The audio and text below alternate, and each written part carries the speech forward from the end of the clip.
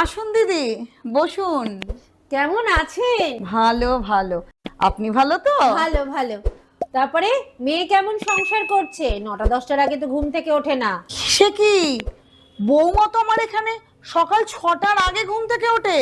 হ্যাঁ, বাড়িতে তো 9টা-10টা বেজে যায়, তারপরও ঘুম থেকে ওঠো?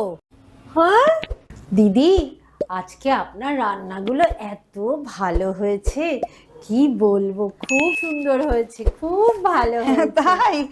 কিন্তু জানেন দিদি, আজকে তো রান্নাগুলো আমি করিনি দিদি, আজকে সব রান্না কিন্তু আপনার মেয়ে করেছে। আমার মেয়ে? হ্যাঁ, ও কবে রান্না করতে শিখলো? কেন, ও তো ইউটিউব দেখে দেখে অনেক রকম রান্না করে আমাদেরকে প্রায়ই খাওয়ায়। ও তা ভালো ভালো ভালো ভালো। কি জানি কোন জন্মের শত্রুতা ছিল আমার সাথে, কে জানে। বাবারে, উফ।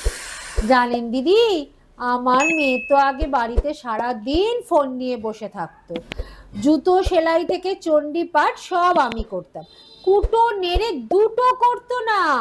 কি যে বলছেন, ও তো আমার এখানে সমস্ত কাজ নিজে একা হাতে সামলায়, আমাকে তো কিচ্ছু করতে দেয় না।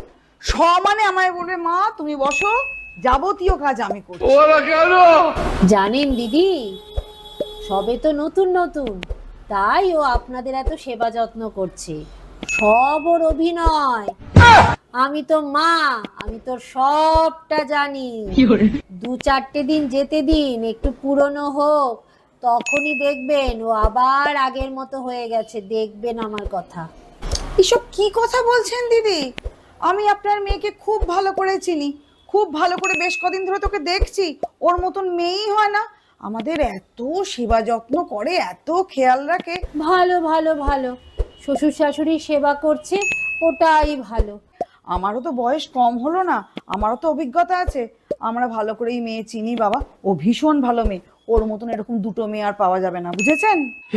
हे प्रभु हे हरि राम कृष्ण जगन्नाथ प्रेमानंद ये क्या हुआ? गला में पानी आ गया।